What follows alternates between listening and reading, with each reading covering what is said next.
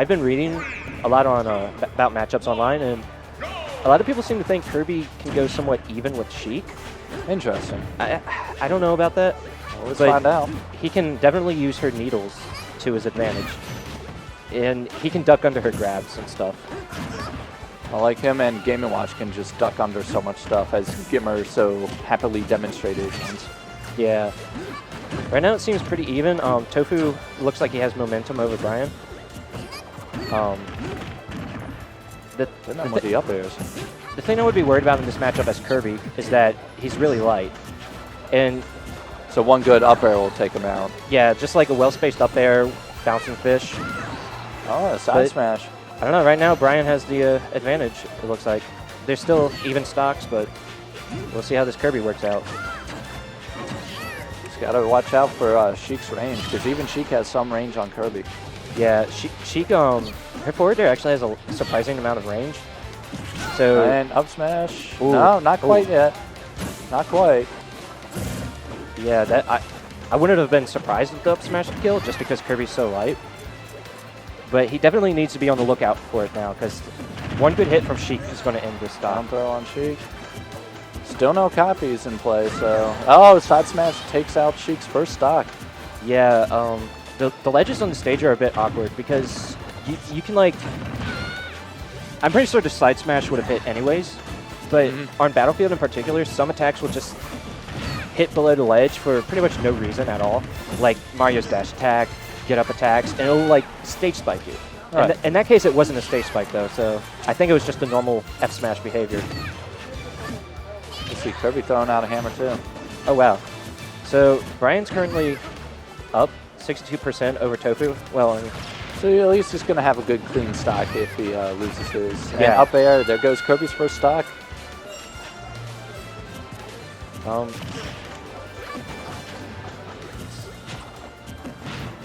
Up throw. Up throw. I remember it used to seem pretty powerful at the E3 Invitational when HBox was playing Zero, but I think they nerfed the power a bit before the retail release. Just a little bit. Oh, wow. Side smash, and BrianYDG takes game one. That was a clean read with the side F smash. Now, BrianYDG wins 3 games. He resets the bracket. That's right. And has to win 3 more. So Tohfoo only needs to win 3, whereas BrianYDG needs to win 6. Brian won first match.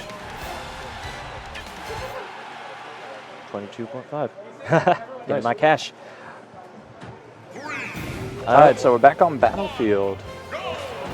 Sheik and Kirby again. I think... Oh, it was 3-0. I feel like Battlefield is a good stage for both of them. Yeah. I feel like Battlefield is a good stage for both of these characters. Probably more so Sheik, just because Sheik has the mobility to work around the platforms. And right. Which Kirby could kind of use some of the platforms to his advantage, but not quite in the same way. Yeah, and if you get caught on the platform, like, even if you tech, if the Sheik player reads tech, that's like a free up smash if you're on one of the lower platforms. Right. On the higher platforms, Sheik could probably chase you with like a fair or up air, try to carry you up off the top of the screen with the staircase combos. Yeah, because Sheik's was an up smash will reach through the platform like just barely.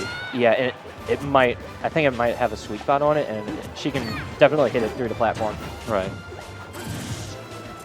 See, Needles more coming into play. Yeah, Needles. You go on. Go for it. Well, Kirby getting his down throw in, you know. Yeah, trying to rack up the percent. That's really all down throw is good for. Like, you have to probably chase their DI, but it's not. You don't get any guaranteed combos off of it as Kirby. But it does like 10, 11%, I think. So it's really good damage.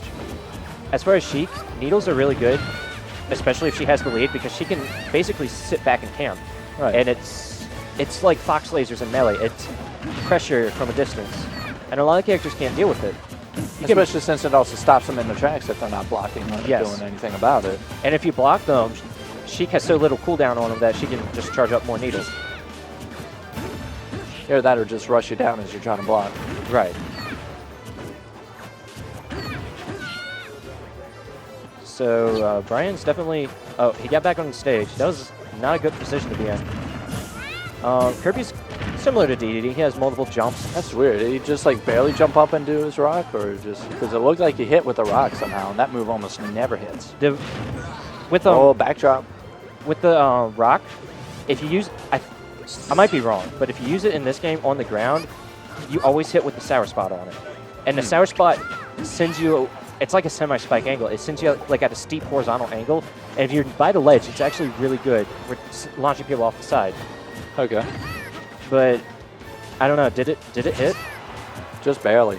It probably hit the shield. Kirby eating more needles. Yeah, I don't know. He's definitely putting on the pressure now. I feel like Tohfoo's adapted to Brian's gameplay.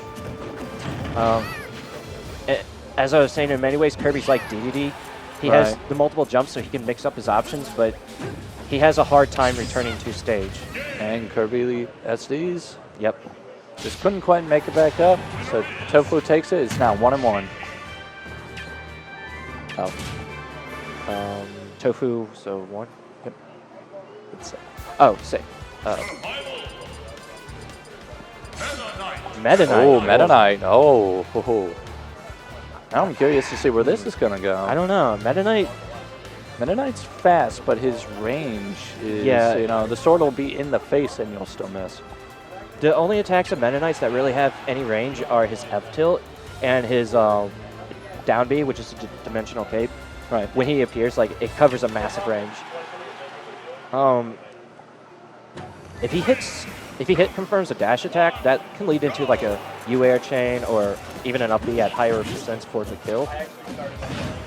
She's going in, bouncing fish, back airs, just all over the place. Yeah. Let's see how they both deal with Delfino. I think this is not a terrible counter pick because Meta Knight has a really good vertical launcher in the form of the shuttle loop.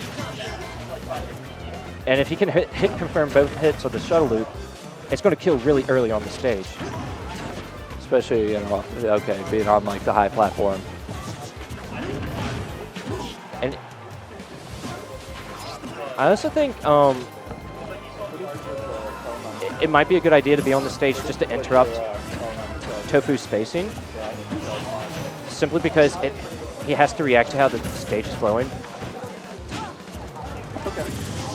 But Tohfoo's been really mobile these past few games, so I don't think that's as much of an option. He definitely he's getting in and then getting out. He's definitely not the camping type. No. You definitely can camp with Sheik. No, he's usually in your face all the time, and then he'll just get out and be like, "Oh, I'm over here now." I think that's one of Sheik's greatest strengths is that she can apply a huge amount of pressure, and even from a distance, she can still keep that pressure on. Exactly. So, especially if she can stun lock someone with the needles, then that's. She can easily rush in from there. I disagree with that tornado. It has so much recovery on it. Yeah, this isn't Brawl Meta Knight anymore. If you can catch them in the tornado, it's definitely safe, but I don't think it was a good option in that scenario. Nah, maybe the teleport? I don't know. The dimensional cape is interesting. It also has a lot of cooldown. I think you can auto cancel the if you get it on the platform. Maybe. I'm not too familiar with how it works in this game, but ooh. Oh, so that's where I should take Sheik stock. Yeah. All right, we have a game here now. Although, just one clean up air from Sheik can definitely end it. Or even a dash attack. That was close enough. Yeah, that down smash. It's one of Meta Knight's fastest moves. Good coverage. It was really powerful in Brawl too, but the same Brawl, so. Oh. I think Meta Knight getting some platform play here. His back air is really interesting. Yeah, I think this was definitely a good counter pick because he can shark during the when the stage is like this, just float under the platform and try to catch Sheik with his up air. Right. It's not quite safe because you don't get the invisibility refresh unless you land on the stage, but if someone gimps him, he's done. Yeah, it's still a good option. Meta Knight trying to close this out. Yeah. Oh, dimensional cape sends him off. He had a bit more bit more percent tacked on, that definitely would have been a kill. Especially with the rage going Ooh. too. I kind of want to see him catch him with the F tilt, because that got a buff in the last patch. Oh, that's right. Mennonite's still living. We're living. Oh, that was a forward tilt. Mennonite's sorry. He's got a good advantage over Sheik now. He just needs to respect her options and then catch her, just catch her in what little actually does. Oh. Uh-oh. If he had an air dodge, that would have been it. All he has to do is just get one good, clean, powerful hit. That's it. Feels like he's fishing for these upbees, and it's a good option. It's a good option if he can land it, but I definitely don't think it's something he should be using so often. It's like a trump card, you know? Right. Just bring it out when they're least expected. Get out of the water. Oh. You don't want to get spiked while you're in the water because you're such an easy target. And that's another thing. She has a meteor in this game, which I don't believe she had in Brawl. Or she definitely didn't have it in Melee. Is that it? There we go. Oh. Mennonite takes it. So Right, BrianYDG comes in 2-1. We're going to game 4. 2-1. Yeah, if Brian wins, that's the bracket reset, right? Yep, Brian wins this one. He resets the bracket. I start completely over, both in losers. Dreamland. I like this stage. It's basically Battlefield, but the base platforms are raised up slightly, and the blast zones are closer in. It's Mr. Sandman's favorite. Yeah, man. Yeah, you're the only one who has gotten that joke. Dreamland. That and Wispy is just a total jerk. The wind can definitely interrupt combos, but I don't think it's that big of a factor. You know, one of my worries with them porting this stage into this game was that they would make the tree more of a hazard. Versus kind of like what they did with Green Greens ish. Not really that, just like how Pokemon Stadium from Melee to Brawl, the windmill became more of a factor because it became like a wall that just pushes you. I was worried they would do something with that, like make the wind stronger. But it's really... I think they decided to just be faithful because, you know, it's a classic stage. You don't want to mess with it too much. Yeah. Because then you'll just tick everyone off. I think it's definitely, in terms of size, it's closer to Smash 64 than Melee. Because in Melee, the stage was huge. Well, I don't know. I think the blast zones have been like the smallest in this. Yeah, the blast zones are definitely at its smallest in this game. So right now, Tohfoo's carrying the momentum against Brian's Mennonite. But as we saw last match, if Brian can get the momentum with Mennonite... there goes Mennonite's first stock. Clean up there. Super Saiyan %, man. If Brian can get the momentum, he can definitely do well with Mennonite. Ooh, the fake out with the Dimensional Cape. Now that wasn't safe. That's the only thing. I like to mix up how I use the cape when I use Mennonite. And Shuttle Loop takes out Sheik stock. So that's 0-40. That's where the lower ceiling is now a factor because she might have been able to live that on Battlefield with good DI, but on Dreamland the ceiling's very slightly lower, so it just kills earlier. Right. But so vertical DI is you're still going side to side like actual DI, whereas horizontal is vectoring. Yeah, you want to vector in and then maybe go slightly up, I think. Sakurai decided they wanted to change how DI works. Yeah, which it still seems to work out fairly well. Yeah, it messes me up when I play other games though, because I'm so used to how it works in Smash 4. Oh, the up air into up B. It's not quite enough, but up smash maybe? No. Nah, Sheik is still alive. Not at 78%. But if you can keep getting these hits. Clean up air. Mennonite at 108. I definitely don't want to be above Sheik in this matchup. No. She can extend her attack. Ooh, and the teleport takes it is 2-2. Called the air dodge. Tohfoo at tournament point, BrianYDG. That's an interesting 50-50 situation though, because if you don't air dodge, you're going to eat a fair or maybe a bouncing fish. if you do air dodge, Sheik can wait it out and just go for the up B. And, well, just use up B. And up B has that delayed hitbox, so once you come out of your air dodge, the up B will hit. And in this game, it's a lot more powerful. So it hurts. It hurts so bad. It was a really good read on Tohfoo's part. I wonder what stage we're going to. It looks like he might be sticking Meta Knight. Ooh. Halo's Pokemon League. That's a counter pick? Wait, is it Omega? It's the Omega version. Okay, so it's Omega Pokemon League. So I think where this applies in this matchup is that unlike Final Destination, she cannot wall jump off of these walls. For some reason, you just cannot wall jump on Halo's Pokemon League Omega's form, which is kind of weird because you can in the default version. Interesting enough, maybe it's just something they decided to say, you know, make Omega more like a Final Destination stage. Well, you can wall jump on Final Destination, is the thing. Right. I'm not sure it's going to apply that much. I don't know, maybe it affects how Bouncing Fish bounces off the wall. Because I've definitely seen Tohfoo use it as an option where he rebounds off the wall into a second hit on the Bouncing Fish for the kill. Gotcha. Also realized that he's rocking the Hyrule Warrior skin. That LB, that would have been good if it hit. As I'm saying, each time he hits the Meta Knight's dash attack, he gets an up air or an up B off of it, which is really, you know, it's not the strongest thing in the world, but as long as you get that percent. All right. There's needles.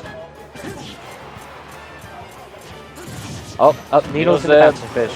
That's it. I was looking for that. I was actually about to say something like that. I was surprised we hadn't seen it yet.